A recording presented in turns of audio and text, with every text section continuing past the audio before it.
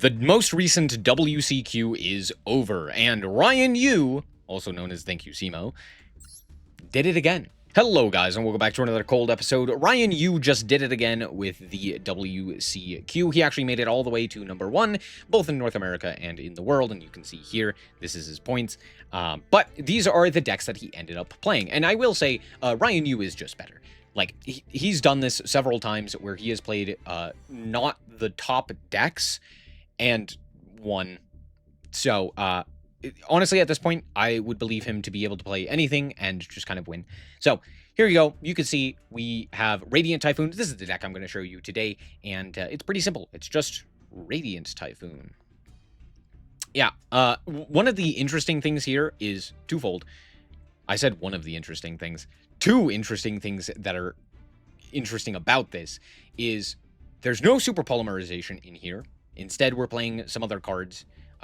We're also only playing one Sheena, but like the actual deck construction itself is kind of interesting, right? We're playing like triple tack and pot of extrav. We're also playing the only one Sheena. We're playing no super poly, kind of interesting there. But the second interesting thing is the fact that there's no Zodiacs as well. And the reason for this is because we'll actually go over it in the deck profile, but the main reason is because it's actually just bad. I'll just leave it at that. It's just kind of worse than just playing pure Radiant Typhoon. Now we have the Sky Striker deck, which let me know down below in the comments if you want to see this deck list being played from me, or at the very least, a showcase of the deck list. But overall, here's the other deck list as well for Sky Striker. It's again, pretty similar, right? Yeah, that's it. I got nothing else. It's a pretty similar deck list to Radiant Typhoon. You know, just pure Sky Striker, even playing Pot of Desires. So there's that. All right, so here we are actually with the deck in Master Duel, and we're just going to go over the card by card.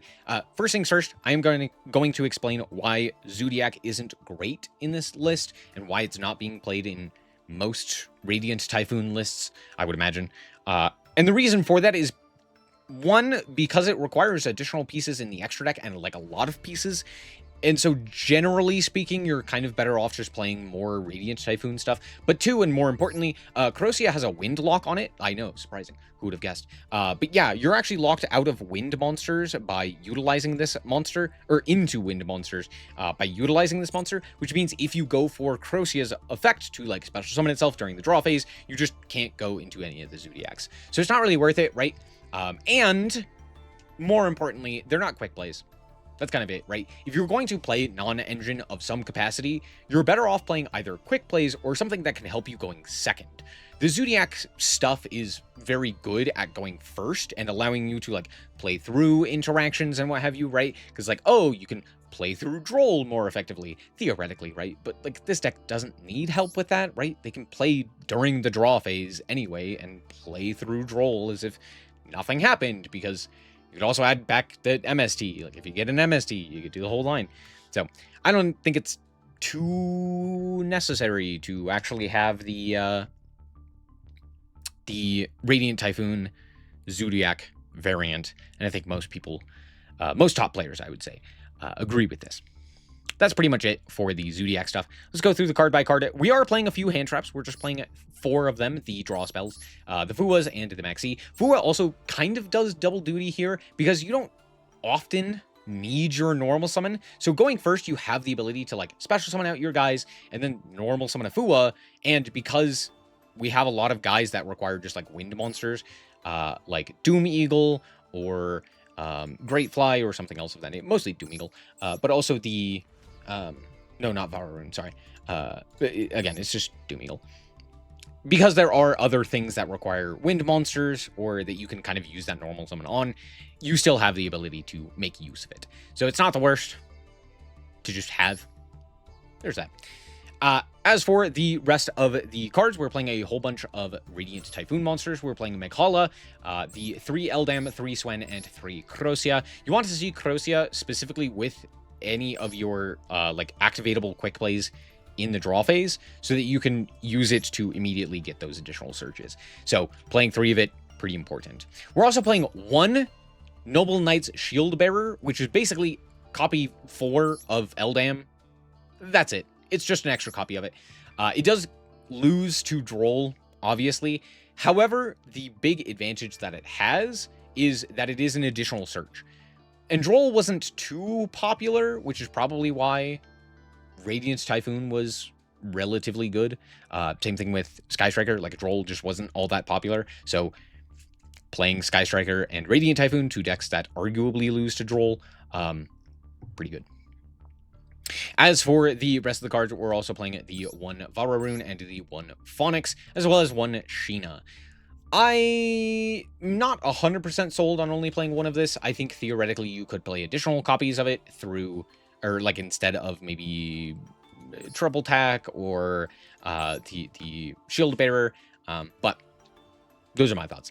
As for the spells, we're only playing 4 normal spells, that being Pot of Extrav and the 2 Triple Tack. The rest are just quick plays. 3 MST, 3 Vision, 3 Chant, 3 Droplet, and 3 Fallen in the Virtuous. Round out pretty much the entire rest of the deck. And then, of course, we have the Called By, the Manifestation. This card is actually pretty useful, being able to dump a guy. Just being able to search this card out. There's a bunch of different ways to do so. And have it as a way to send a guy to the graveyard is pretty useful. And then we also have Ascendance at 1. Again, a way to reborn a guy. Being able to search this card is also very nice. And then we have the 1 trap in Mandate. As for the extra deck, it's pretty simple. We're playing 3 targets for our 3 Fallen in the Virtuous, the Albion, and the Ecclesia. Now, to be fair, one of the interesting things with this deck is the fact that both Ecclesia and Fallen in the Virtuous can actually be reset, or more specifically, returned to the deck and extra deck, because of the Mandate allowing you to shuffle back the quick plays, and the Ecclesia being able to shuffle back both itself and a level 8 fusion. You are then able to constantly recycle these resources. So you should theoretically never run out of them, but that's theoretically. As for the rest of the cards, we have 2 rank 3s, both of which are Wind, which is pretty nice. In Totem Bird, which is a spell trap negate, this card is pretty useful for your turn 1 board specifically. And then we have Bamboozling Gossip Shadow, which also kind of helps push through interaction. For example, you could go like Swen and Eldam, and then into Bamboozling Gossip to kind of protect you from other hand traps. So there's that. Then we're playing it to enter Blathnir, because you can hand loop your opponent, and because both Vararoon and SnowiKs have their effects that can activate in hand to special summon themselves, and in grave, and both of those can be activated on, or both effects to special summon themselves can be activated each turn. So you can special summon themselves from hand once and from grave once, which means that you have the ability with 2 level 9s multiple times to go into Enter Blathnir multiple times. Yay. We also have Typhoon, and that's it for the Xyz. As for the extra deck, or for the links, we are playing Great Fly, we are playing Win, and we are playing SP Little Knight, as well as 3 Vararoon, because it's incredibly important to actually have access to this card. If you do not have it, you do kind of die. So with Pot of Extra, we're playing 3 of this. And then the 1 Doom Eagle. This card's actually very useful in the current metagame, because there are so many cards that send cards to the graveyard that want to activate in end phase because of course, Fallen in the Virtuous and Albion and what have you. So being able to shuffle them back into the deck is very nice. That's going to be it for the deck. Let's hop into the replays, show you how this deck performs. Alrighty, here we are going first, and we did draw a pretty solid hand. I think theoretically what we could have done is gone like Manifestation into Crocia. And I should have done that. What I should have done is gone Manifestation in draw phase, send Crocia, go for Ascendance, special summon the Crocia, then search out 2 cards. I should have done that. I didn't, because I just didn't have my chain link on, or I didn't have my on button for the chain link. That's fine. I grab a Mikala here, and then we can go for the Manifestation, sending the Vararoon, which will then allow us to go for the Mikala, which will grab the Crocia now. Now, of course, Droll is not exactly a common card right now, so I'm a little bit more comfortable doing it this way. We're going to go for the draw 2 here. Since we drew the trap, I can just send that to the graveyard and kind of keep the rest of the cards here. Out comes the Vara rune. We're going to activate its effect in order to grab another MST, and then we are going to activate the Ascendant in order to reborn a guy and pop it so that we can trigger the Vara rune in Grave, which would be summon number 4, I believe, or 5. And we can use it to trigger the Vara rune on field so that we can reset the trap. And at this point, we're pretty much done. I mean, we could keep doing things. I think I actually normal summon the Fuwa to go into Doomingle here, because why not? Oh, that's right. That's what I do. I go for the Fallen and the Virtuous here so that I can actually shuffle back and draw a card. I don't remember what I draw. I draw Swen, which is actually extremely good because now we can go for Swen, we can grab Chant, we can use that to grab up the Eldam, and then normal summon the Eldam to go into Totem Bird. And Totem Bird is just better here. We're going to reset as well the Fallen and Virtuous and pass the turn. I was originally going to go Totem Bird, or not Totem Bird, Doom Eagle, but Totem Bird being able to negate a spell trap is very useful. So our opponent's going to go for the Branded Fusion, and I'm actually going to use my MST here to negate, because Totem Bird specifically negates activations. Branded Fusion says you can only activate one Branded Fusion. But there's a secret here. If your opponent starts with Branded Fusion, and they want to go to a Synchro monster later on, or a Link monster, or something else of that nature, here's the thing. If you negate the effect, they're still locked into fusions.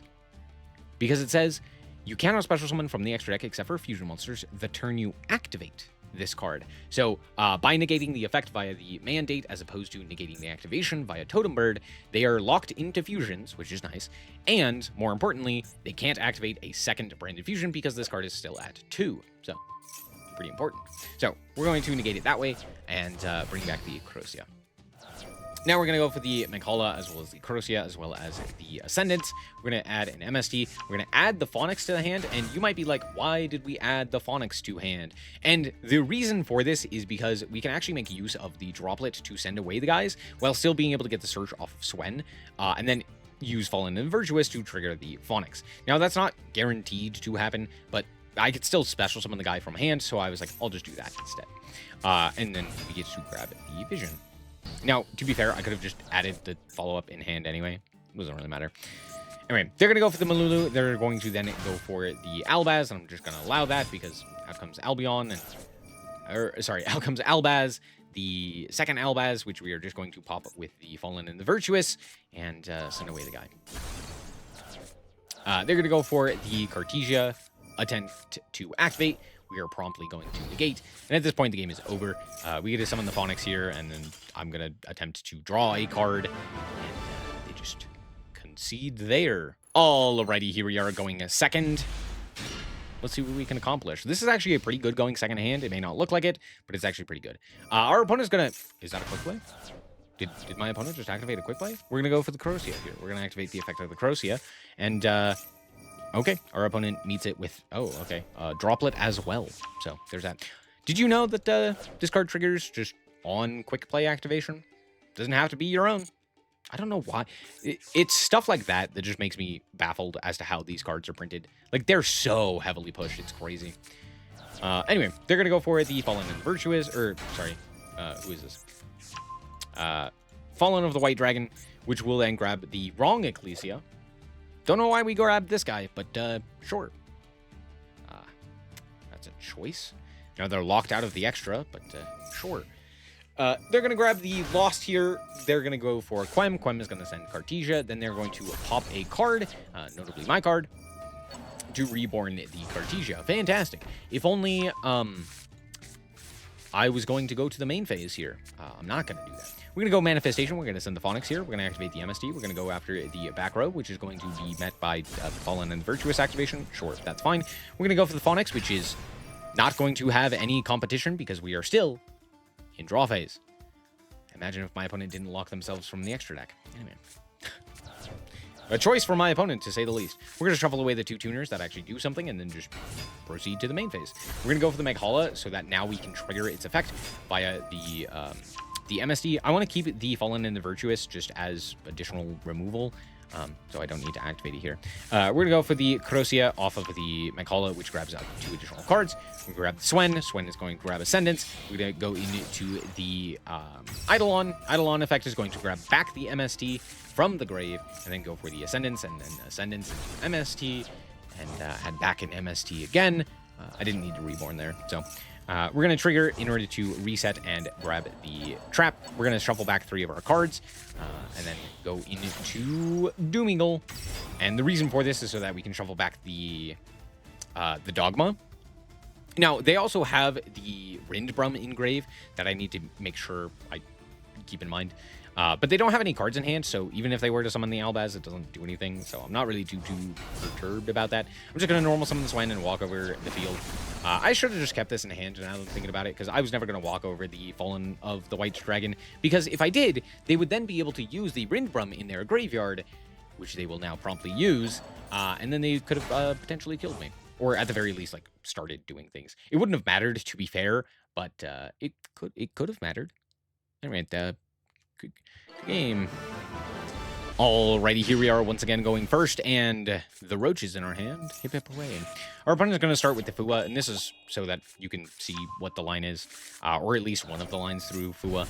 We're going to go for the Corrosia. It's going to be met by Ash. That's actually a pretty good Ash against the Radiant Typhoon deck.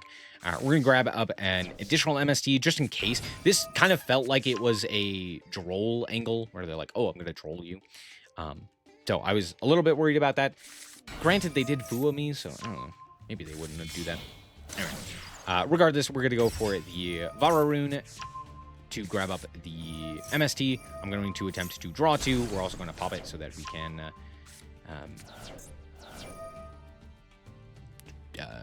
reset it. Now, I've kind of clogged my field in terms of quick plays. Like, I can't set all the quick plays. So that's kind of an issue.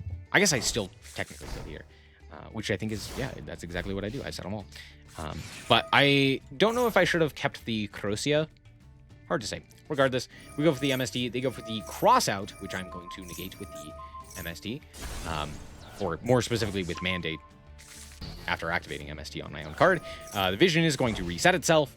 Coolio, they're going to go to Harpy's Feather Duster, because of course they drew it. That's fine. We have a second MST. We're going to negate it again, popping our card again, which then just resets itself again, because for some reason you can set this card no matter what, no matter how many times it gets destroyed by MST. It's kind of interesting. I then elect to go and draw a card. It's not great, but that's fine. They're going to go for a Mercurier here. They're going to activate the effect in order to grab the Albion. Albion is going to set Sword. They're going to go for the Sword here. Like, sure, that's fine. Add the Sword. And then they go for the Fallen and the Virtuous, pop the trap. Why'd they pop the trap? Did you know that this triggers on any quick effect activation? Yep, that's right. So I just place it right back up in the... Yeah, incredible. Cool. Good game. So we are back with the deck, and honestly, this deck is incredible. It's, of course, well designed for a best-of-1 format, because Ryan Yu actually knows what he's doing, unlike me. So... yeah, not too surprising. I don't really have anything else to say. It's Radiant Typhoon. It works really well. You activate quick plays, and then you win the game. And quite frankly, Fallen and the Virtuous is such a massive boon to this archetype, and to pretty much every archetype, that being able to play it is very nice. Not to mention things like Droplet and MST are really at a premium right now. MST is so good into so many different archetypes and so many different decks. Like, it's good against Draco Tail, it's good against Branded, it's good against everything and anything. Just because there are so many cards that, like, either are continuous spells or that are trap cards that they want to set for later, right? I mean, it's even good against other Fallen and the Virtuous, which is great. That's awesome. So...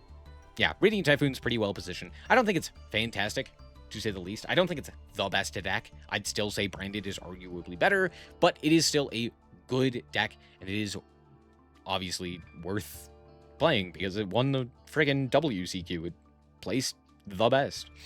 Yeah, that's pretty much it. As far as... I don't really have anything else to say. It's a very simple deck. Like, you play the quick plays. So, there you go. Thank you guys so much for watching, and remember to always... stay frosty. Bye-bye.